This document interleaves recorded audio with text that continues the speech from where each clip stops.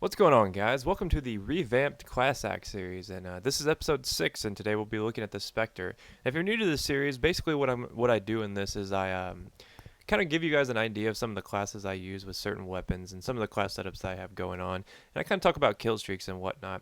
Today we're doing the Spectre because it was chosen last time as the most, what weapon you wanted to see next. The second most chosen weapon was the Commando, so we will do that one next. But be sure to leave your comments below which one you'd like to see, and I'll take that into consideration when I'm doing these. But I think I'm going to do the Commando next because a lot of people wanted to see that one. So the Spectre is a low recoil, high ammo count SMG. It's one of the 30-20 damage SMGs, which makes it pretty versatile. So let's take a look at the first class. You'll notice that I'm using rapid fire. One of the great things about the Spectre is it has really low recoil even with rapid fire. And it has a nice rate of fire, so it can kill enemies really quickly. But unfortunately, it shoots out ammo extremely fast, which means that you're going to rely heavily on sleight of hand and scavenger to keep your ammo resupplied and your magazines full. A lot of people might want to use grip here, but for me, I prefer sleight of hand. It's much more useful because even though the Spectre has a fairly decent reload time, it's still a little bit more advantageous to have sleight of hand, especially for the pro benefit that comes from it. Now I choose marathon here, but you can use anything. It's really up to preference. But let's take a look at our first clip, and this is a game on Stadium where I'm just going to kind of go on a pretty big kill streak here with the rapid fire, and you're going to see how quickly it'll take down enemies. And it'll kind of show you guys how easy it is to take people out from range. See, like right there, I had no problem staying on target with that. That's why I don't really think you need grip, but I will show you guys some alternatives to the grip. Some people might actually pick steady aim, which I think is probably one of the worst ideas with the Spectre, being that the Spectre has really good hip fire to begin with, and if you use rapid fire with steady aim, it really doesn't. I don't know. I'm not really a fan of that. I think that you go through ammo way too quickly for that to be a usable setup. I can see the grip to kind of counter the recoil, but for the most part, like I said, the recoil is really manageable. So let's take a look at some rate of fire stats with the.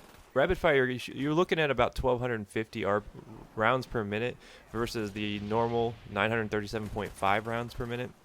So that's a pretty big increase. You're almost 300 rounds per minute more, and that's a lot more bullets. So it's going to kill really quick.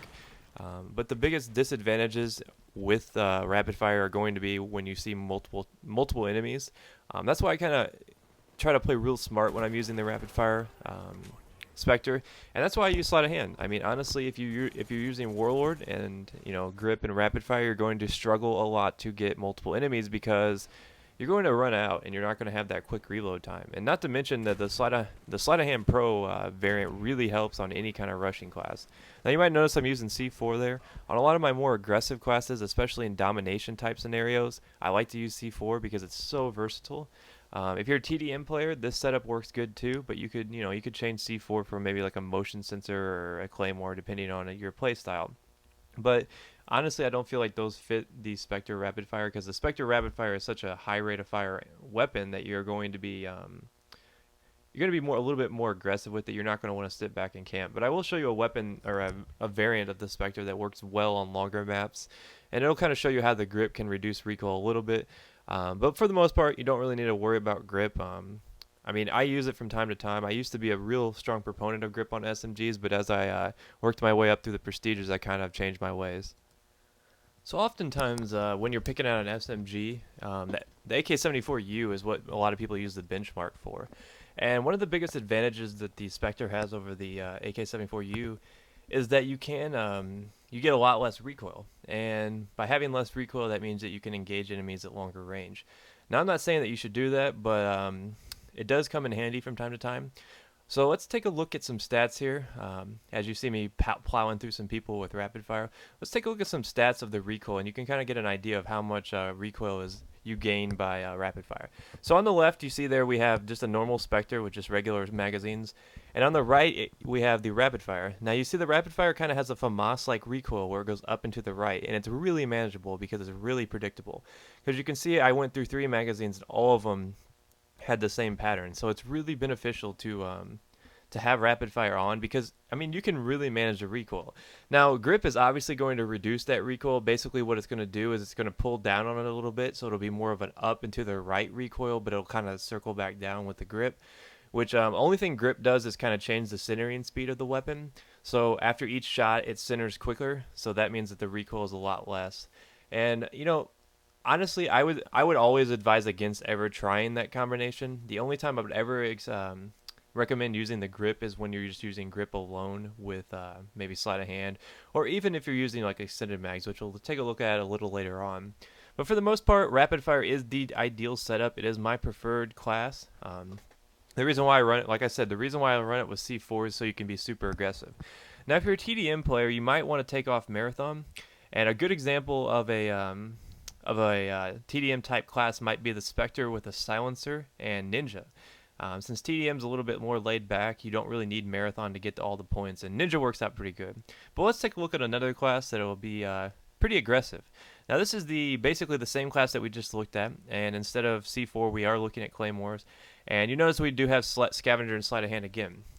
Now sleight of hand is mostly a preference choice in this situation, but marathon will really help you be really aggressive with it. Black Ops doesn't really have good sound, so I'm really not worried about getting sound horde most of the time. So marathon works out great, and the CC75 with I right here I have fully auto. It's not really that good to be honest, but I like using it sometimes if you tap fire it. And then you can either do that or maybe like the CZ75's dual wield. But I usually stick to the CZ75s just because they have they draw so quickly and they have like a pretty big magazine. So, I mean, it's really up to you. If you're a Python guy, by all means use the Python. Pistols aren't really that important. Some people might even want to run like a Strela, and I can totally understand that. Just for me, I prefer a pistol. Even with Scavenger, you're really not going to need to use your pistol, but I figure, if you get in a tight situation, a pistol is better than nothing. So that's why I run a pistol. But any of the launchers could be a good choice if you like to make people mad with RPGs or anything like that. But you notice that we are using extended mags by the little thing that we saw earlier. And extended mags, well, basically what they do is it allows you to have a lot more ammo in this weapon. And since this is a really aggressive class that comes in super handy. Now, the only reason why to use sleight of hand in this situation is for the pro variant. Honestly, the Spectre has such a quick reload, and the fact that you have so many more bullets to work with, you don't really need sleight of hand. You could definitely substitute steady aim on this class. Like I said, the Spectre already has really good hip fire built into it seems. So I've never really seen a need for steady aim. But if you are a hip firing type of player, I know a lot of players base their game around the hip fire. As you can see how useful extended mags came in right there. But a lot of people base their game off hip fire, and hip fire is really important when you're taking on multiple enemies as you walk around the corner. So I could see where steady aim would come in beneficial there. But for me, I prefer sleight of hand on both these classes, as it really, the pro variant really comes in more handy for me. So that's not to say that I don't hip fire with the Spectre, because like I said, this hip fire on the Spectre is insanely good. So by all means, use it when you need to. One of the biggest tips I can ever give someone in Black Ops is to make sure that you know how to hip fire when needed, because a lot of times it'll save your life. Even with sleight of hand pro, you can't aim down sights quick enough to get an enemy that surprises you. So. As far as killstreak layouts, now that's a question I get a lot in these class act videos. Now the class act videos aren't really about killstreak setups because a lot of times you can use any killstreaks that you feel comfortable with. If you think that you're good with the stakeout, you can use dogs and chopper gunner. If you think you're good with the Spectre, you can use dogs and chopper gunner. For me, I like using killstreaks that are going to help me find people. So anytime I'm rushing, I like to use UAV, counter UAV, Blackbird. Sometimes I'll throw in a napalm. For the most part, I don't really have a whole lot of problems with getting to those with the Spectre because, like I said, the Spectre is a very good weapon, and it is not really outclassed like some people might think. The rate of fire really and the low recoil really makes up for the fact that it does less damage than the 74U, and a lot of times I can beat 74U users up close with rapid fire on, just because that I get such a jump on them with it. The Spectre has such a quick reaction time, it seems, and I don't know. I mean, obviously the 74U is the best submachine gun in the game, but I really think that this is a viable alternative. This and the MPL. Some people might say, well, what about the MP5? The MP5 doesn't really go. It's just got too much recoil to compete with some of these guys. It really comes down to preference once again. I know a lot of people feel like they shouldn't be using the 74U because it's overused, but I wouldn't really worry about that. But if you do feel like that, the Spectre is a good choice. So we're going to finish up this clip here. It's just kind of winding down. It's basically going to take us into our next clip, which is going to show you guys a really good way to use grip. Now this is a big map array, you know, there's no secret that array is a big map, but this map we're substituting sleight of hand for Warlord, and what this allows us to do is use extended mags with the grip. And you might be saying, well, doesn't that contradict the fact that you said you don't need grip? Yes, it does, in fact. But the reason why I'm using grip is because it's a larger map. Now with these larger maps, you can substitute sleight of hand, and it opens up new possibilities, you know, to use the grip, and it allows you to stay on target a little bit better. Because not everybody is an MLG player. I mean, I'm no MLG player, and they might struggle on the sticks. You know, it might be harder for you to stay on target, and a lot of times with the grip on these long maps, you can get people that you normally wouldn't get. Because this and the Mach 11 are two of the best long-range submachine guns in my opinion, because it just has such a steady rate of fire, or a steady recoil. But anyways, this is winding down. I hope you guys enjoyed this. I tried to spice things up with this episode because I know it was getting kind of dull, and Black Ops is getting boring for everyone. But I'm trying to do some weapons that'll kind of be fun for you guys, and you know, mix things up and try to keep Black Ops exciting. But let me know what you guys thought about the new look of it all.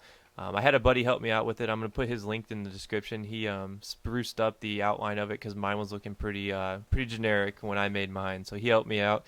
Go check out his channel. He does really good stuff. But make sure you like this. It really helps me out a lot. I know I say that quite often, but it's true. And please leave your comment on what weapons you might want to see in the future. Peace.